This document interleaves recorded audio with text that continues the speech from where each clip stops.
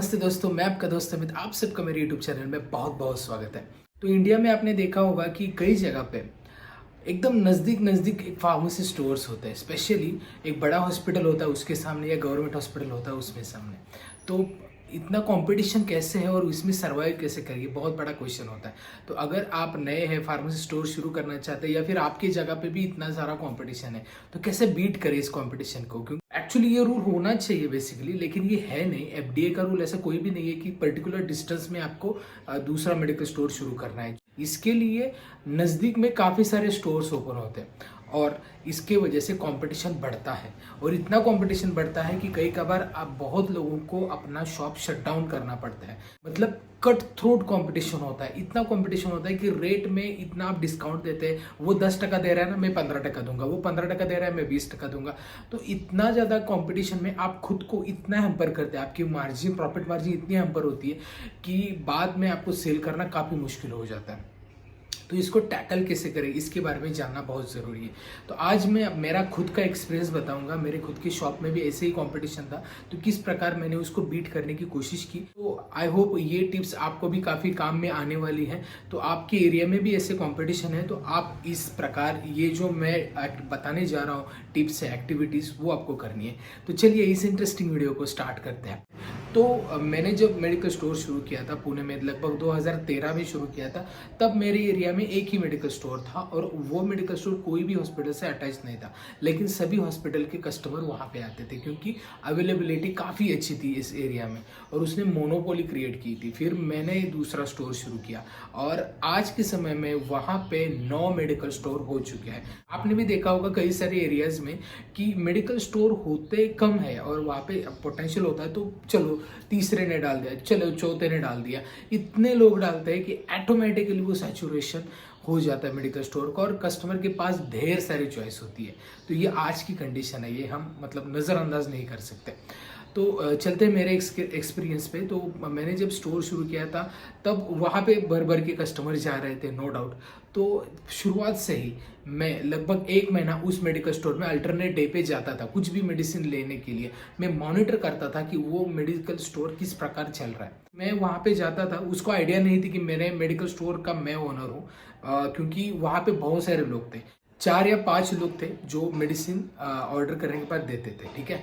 तो मैंने कुछ चीज़ें वहाँ पे नोटिस की। सबसे पहली चीज़ कि वहाँ पे अवेलेबिलिटी तो है, लेकिन अवेलेबिलिटी कैसी है मालूम है? क्योंकि वो जो मेडिकल स्टोर था उनके खुद का होलसेल भी था और ये एक ही मेडिकल स्टोर नहीं है, लगभग 7 मेडिकल स्टोर है उनके और 1-2 बड़े बड़े होलसेल है और होलसेल में सभी टॉप कंपनीज है। तो एक्चुअली होता क्या था कि वहाँ पे होलसेल होने के कारण वहाँ पे क्रेडिट मिल जाता था उनको रिटेल स्टोर पे, क्योंकि उन्हीं का था, ठीक है। तो और मेडिसिन तो टॉप एमएनसी कंपनी की ऑलरेडी अवेलेबल थी उनके डिस्ट्रीब्यूशन एजेंसी पे।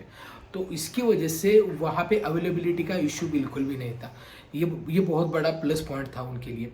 और उसके बाद दूसरी चीज़ मैंने वहाँ पे देखा कि फार्मासिस्ट एक ही था, लेकिन वो फार्मासिस्ट कहीं दिखाई ही नहीं दे रहा था। जो मेडिसिन देने वाले थे वो लोग अलग ही थे, ठीक है। उनका एजुकेशन था 5th 6th या 10th, मैक्सिमम 10, इसके ऊपर तो कोई मतलब पढ़ा नहीं था। और कुछ चीज़ें मैंने ये भी नोटिस की कि वहाँ पे लोग गलत भी मेडिसिन कई कबार दे रहे मतलब मेडिकल स्टोर में। जैसे एक आई ड्रॉप को उसने ईयर ड्रॉप दे दिया और उसको काफ़ी ज़्यादा इन्फेक्शन होगा, ये भी हुआ था। दूसरी चीज़, जो लोग क्रेडिट लेते थे, जो लोग क्रेडिट मतलब मान लो मैंने 10 रुपये की मेडिसिन ली, मेरे पास नहीं है, तो वो क्या करेगा, ठीक है डायरी में लिख लेगा, लेकिन डायरी में वो 10 रुपये नहीं लिखता था, 15 रुपये, 20 रुपये ऐसे लिखता था। वो किन लोगों के साथ, जो लोग इलिटरेट है, मतलब ज़्यादा पढ़े लिखे नहीं है, एजेड है, उनके साथ ऐसा करता था। तो ऑटोमेटिकली उनका बिल बहुत ज़्यादा होता था, ठीक है। तो ये चीज़ मैंने नोटिस की। बहुत बार ये भी था कि वो सब्सटीट्यूट भी गलत देता था, ठीक है। मतलब क्या होता था, वहाँ पे मोनोपोली क्रिएट की थी, उसको लग रहा था कि हर कस्टमर मेरा है, तो अकॉर्डिंगली वो चीज़ें डिस्ट्रीब्यूट करता था। वो फोकस उसका सिर्फ सेल पे था। तो बेसिकली कस्टमर के और वो फार्मासिस्ट के यहाँ पे काफ़ी ज़्यादा लंबा गैप हो चुका था।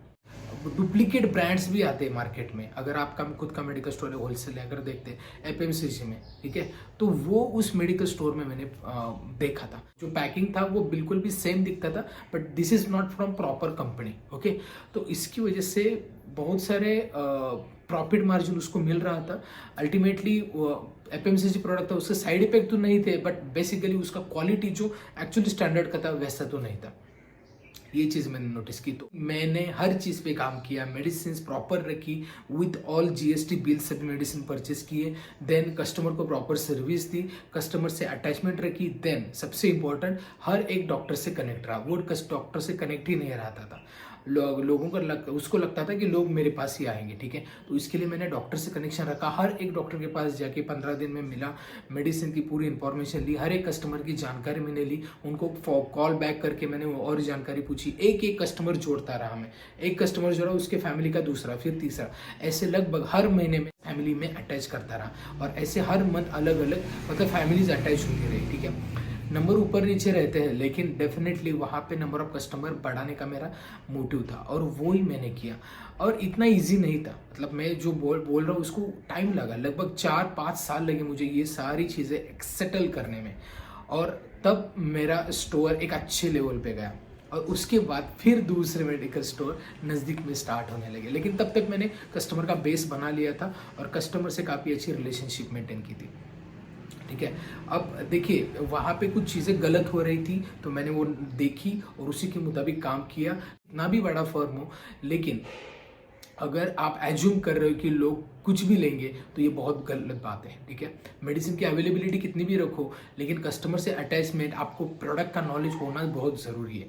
इसके लिए मैंने खुद भी प्रोडक्ट नॉलेज इतना बढ़ाया कि मैंने जेनरिक के सेल पे सबसे ज़्यादा फोकस किया।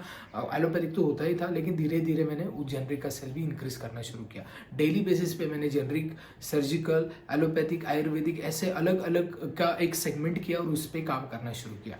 सो अकॉर्डिंगली मेरी ये जर्नी थी। उसके बाद मैंने एक दूसरा स्टोर शुरू किया, ठीक है। अब दूसरे स्टोर में भी एक कॉम्पिटिटर था, लेकिन वो ऐसा नहीं था, वो नॉर्मल स्टोर ही था। मैं वहाँ पे भी मॉनिटर मैंने जाके किया, तो बेसिकली उसके पास अच्छा नॉलेज था, लगभग 15 साल से वो था, तो लॉयल कस्टमर थे उसके, ठीक है। वो खुद एप्रन पहन के ही प्रैक्टिस करता था और मेडिसिन की नॉलेज रखता था, हर चीज़ उसने मतलब खुद में अडॉप्ट की थी, ठीक है। अवेलेबिलिटी इतनी नहीं थी, लेकिन कस्टमर से रिलेशनशिप काफ़ी अच्छा था और इसके लिए लोग वहाँ पे आते थे।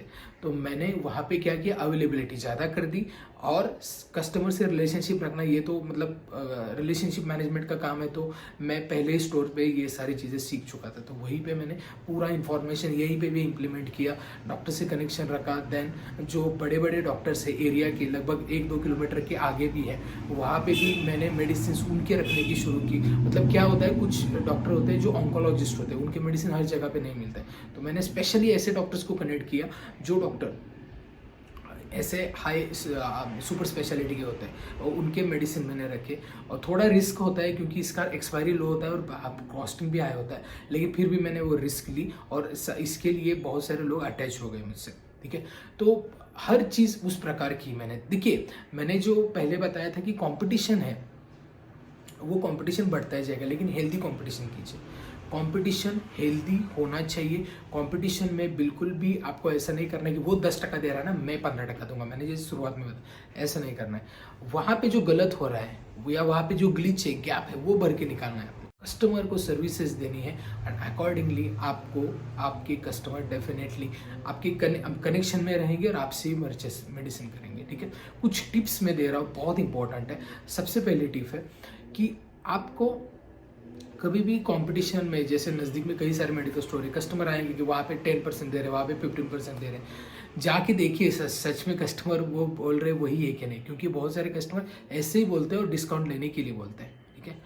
दूसरी चीज़, आपको अपना मार्जिन किसी भी हालत में एकदम घटाना नहीं, कैलकुलेशन करके ही चलना है। और नंबर ऑफ कस्टमर बढ़ाने में भले ही समय लगे, लेकिन कोई दिक्कत नहीं है। सर्विस ओरिएंटेशन पे सबसे ज़्यादा ध्यान दीजिए। आपके फाइनेंसेस को समझ लीजिए, कितना फाइनेंस आपने डाला है और आगे आपके पास रोलिंग कॉस्ट मनी कितना है, ठीक है। और उसके बाद आपके पास शॉर्टेज कितना हो रहा है, उस मेडिसिन कैसे परचेस करें। इवन आपके पास बल्क परचेस होना है तो वहाँ पे क्रेडिट कैसे ले सके कोई होलसेल से, तो वो आपको देखना पड़ेगा। अगर आपकी अवेलेबिलिटी पे आपने अच्छी तरीके से मैनेजमेंट किया तो नंबर ऑफ कस्टमर आपके डेफिनेटली बढ़ जाएंगे। और सबसे इम्पॉर्टेंट मैंने जो इम्प्लीमेंट किया है कि सभी प्रोडक्ट का नॉलेज लीजिए। हर एक MRC में प्रोडक्ट का कैटलॉग लेता था, उनकी पूरी इंफॉर्मेशन लेता था और वहाँ पे इवन इंटरनेट पे भी चेक करता था उसी प्रोडक्ट के बारे में, अल्टरनेटिव चेक करता था, स्ट्रेंथ क्या है, इसके इंडिकेशन क्या है, साइड इफेक्ट्स क्या है, हर चीज़ आपको देखनी है।